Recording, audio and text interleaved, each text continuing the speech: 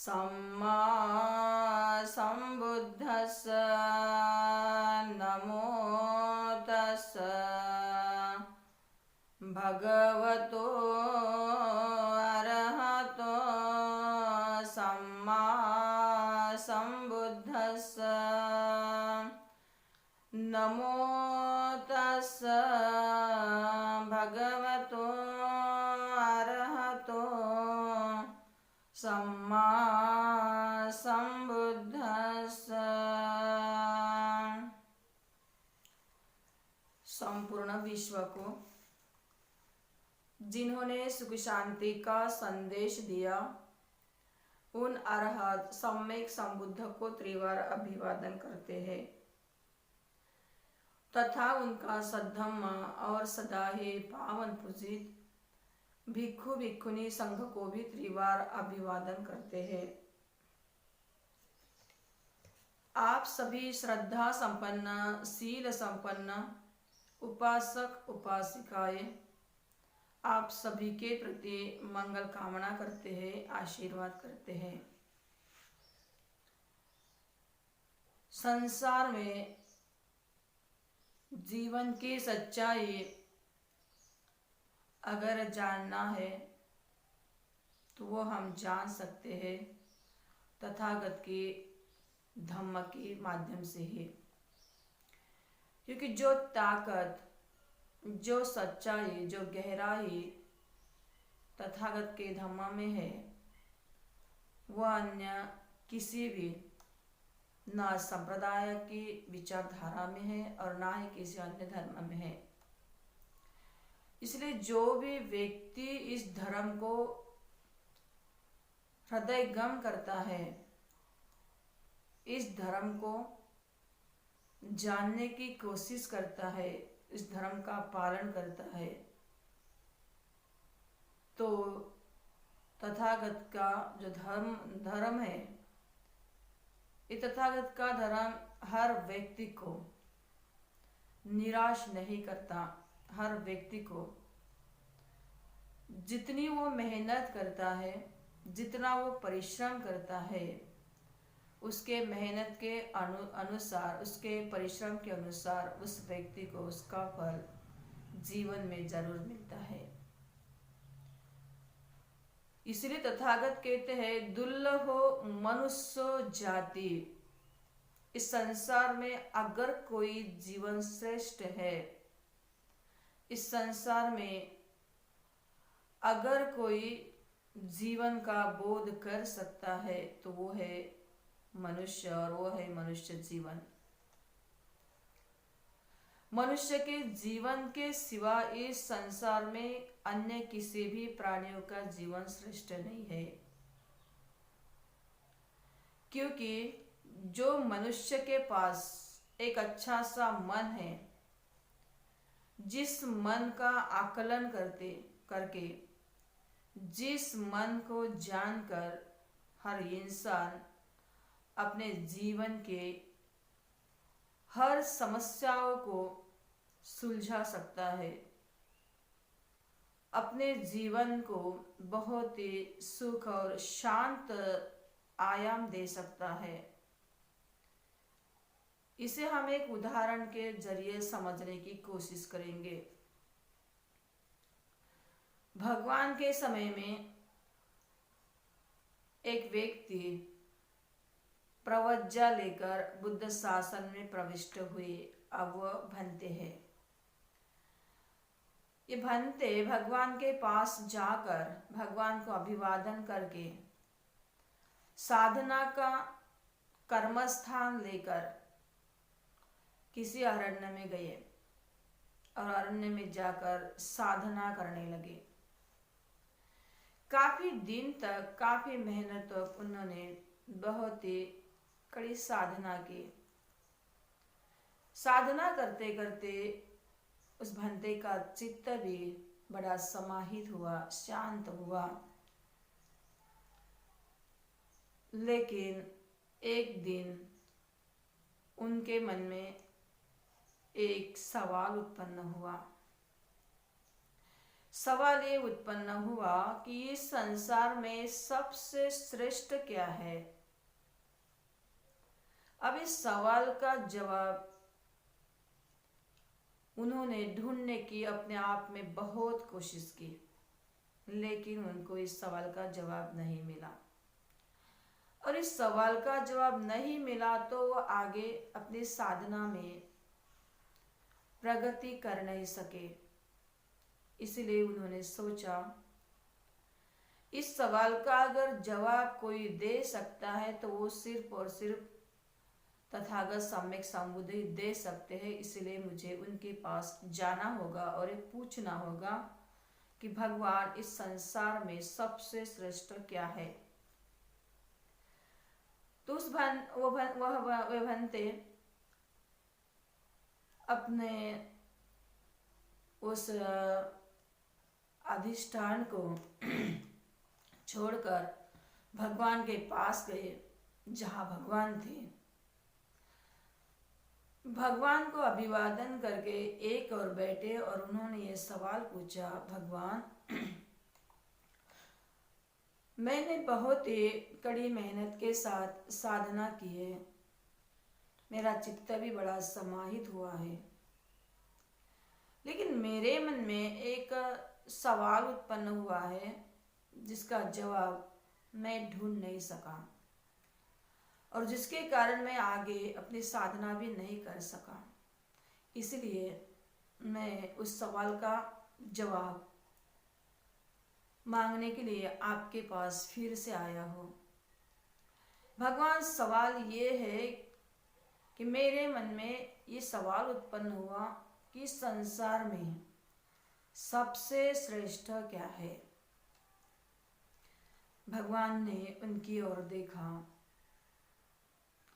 उनके पुण्य पारमिता की और ध्यान देकर, उनकी चर्या देकर भगवान ने फिर से उन्हें सवाल किए, आयुष्मान, आपको क्या लगता है कि संसार में सबसे श्रेष्ठ है? आपको जैसा उचित लगे वैसा ही जवाब दीजिए। तो उस बंदे ने कहा, भगवान, मुझे लगता है कि संसार में ये जो धरती है, ये धरती श्रेष्ठ है। ऐसा क्यों? भगवान ने पूछा। तब उन्होंने कहा, भगवान, मुझे धरती श्रेष्ठ है इसलिए ऐसा लगता है कि ये धरती हर जीव को, हर सत्व को एक आधार देती है, कभी किसी की घृणा नहीं करती, हर सत्व को जीने के लिए बहुत ही आधार देती है, कभी घृणा भी नहीं करती और कभी किसी का भेद भी नहीं करती। इसलिए मुझे ऐसा लगता है कि संसार में ये धरती श्रेष्ठ है। भगवान ने कहा, अच्छा। फिर से भगवान ने उनसे पूछे, कई सवाल पूछे, आयुष्मान, धरती से बढ़कर और भी आपको क्या श्रेष्ठ लगता है? उस भंते ने कहा, भंते, मुझे ऐसा लगता है कि इस संसार में धरती के जैसा ये हवा भी श्रेष्ठ है। ऐसा क्यों? क्योंकि ये हवा हर किसी को जीने के लिए ऑक्सीजन देती है, प्राण वायु देती है। भगवान ने फिर पूछा, हवा से बढ़कर और भी आपको क्या श्रेष्ठ लगता है? भंते ने कहा, भंते, मुझे ये पानी श्रेष्ठ लगता है। ऐसा क्यों? क्योंकि भगवान, ये पानी हर जीवन की प्यास बुझाता है और जब भी ये प्यास बुझाता है तो यह पानी किसी की भी घृणा नहीं करता, किसी के भी सत्व के बीच भेद उत्पन्न नहीं करता, हर किसी की प्यास बुझाता है। इसीलिए मुझे ऐसा लगता है कि पानी भी श्रेष्ठ है। इसी तरह भगवान उन भंते से सवाल पूछते गए और उन भंते को जैसा जैसा उचित लगा वैसा वैसा उन्होंने जवाब दिया। आखिरी भगवान ने कहा, आयुष्मान, ये जो आपने जिस सवालों के जवाब दिए हैं, ये एक मायने में सही है, गलत नहीं है, लेकिन ये जवाब सीमित तक है। लेकिन सबसे श्रेष्ठ अगर इस संसार में कोई है तो वो है मनुष्य, ऐसा भगवान ने कहा। मनुष्य श्रेष्ठ क्यों है आयुष्मान? इसका कारण क्या है? क्योंकि मनुष्य के पास जो एक मन है, जिस मन का व्यक्ति आकलन कर सकता है और निर्वाण तक पहुंच सकता है, जो इस संसार में कोई भी प्राणी नहीं पहुंच सकता। इसलिए आयुष्मान, इस संसार में अगर कोई श्रेष्ठ है तो वो है मनुष्य, क्योंकि मनुष्य ही एक ऐसा प्राणी है इस संसार में जो अपने जीवन में कुशल कर्म करके, पुण्य कर्म करके आदि अपने मन को प्रशिक्षित करके निर्वाण तक की यात्रा सही मायने में कर सकता है। और निर्वाण से बढ़कर इस संसार में और कोई भी श्रेष्ठ नहीं है। और निर्वाण हासिल करने की जो अहमियत है वो है मनुष्य में। इसलिए आयुष्मान, इस संसार में अगर कोई श्रेष्ठ है तो वो है मनुष्य। अगर किसी का जीवन श्रेष्ठ है तो वो है मनुष्य का जीवन। इसलिए आयुष्मान, हमें बहुत ही अपने पुण्य कर्म के कारण ये मनुष्य जीवन मिला है। इस मनुष्य जीवन का हमें बहुत ही अच्छी तरह से निर्वाण के लिए, सुगति के लिए लाभ उठाना चाहिए। ये उपदेश सुनकर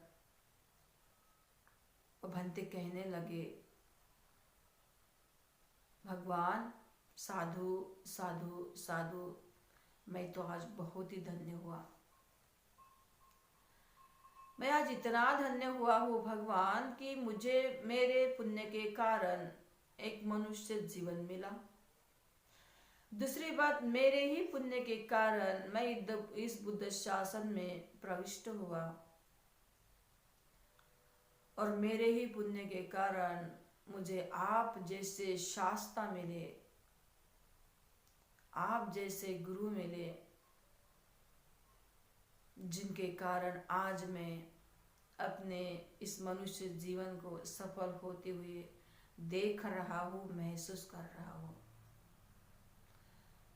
ऐसा बहुत ही चित्त विभोर उस भंते ने होकर अपने मन की बात कही, उद्गार कहे, और फिर से भगवान को अभिवादन करके वहाँ अपने जाओ अरण्य, जिस अरण्य में ध्यान करने गए थे उसी जगह फिर से गए और फिर ध्यान करने लगे, साधना करने लगे, और बहुत ही कम समय में उन्होंने अरहतों को प्राप्त किया। इस उदाहरण से हमें ये पता चलता है कि संसार में अगर कोई श्रेष्ठ है तो मनुष्य का जीवन है। और क्यों श्रेष्ठ है, तो ये बात भगवान ने साफ साफ कह दी है कि मनुष्य ही एक ऐसा व्यक्ति है या मनुष्य एक ऐसा प्राणी इस संसार में जो निर्वाण की यात्रा कर सकता है, अन्य कोई प्राणी नहीं कर सकता।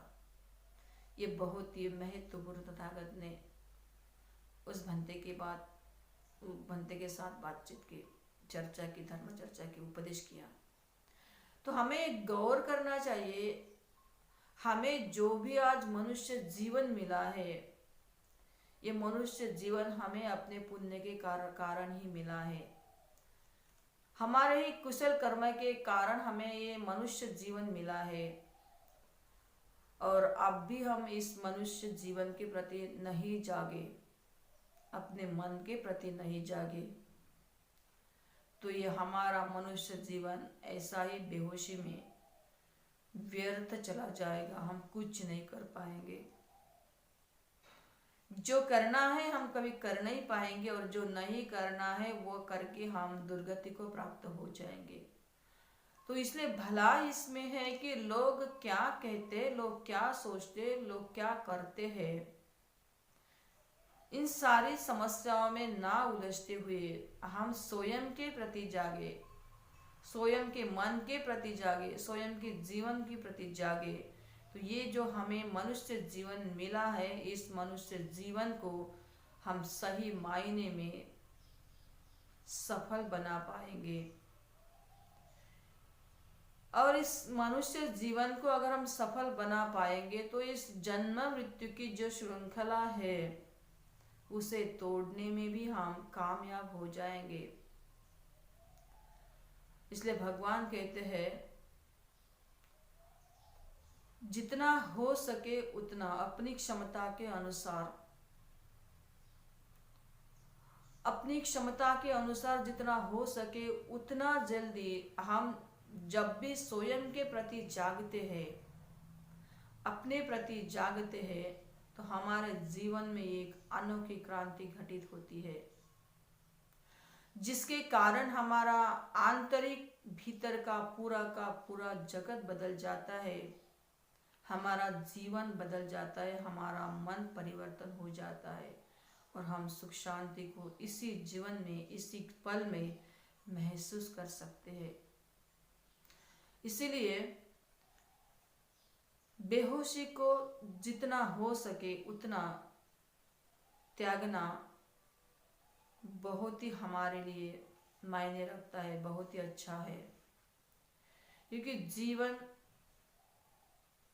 हर समय बदलता है, हर पल बदलता है और समय कभी किसी के लिए रुकता नहीं।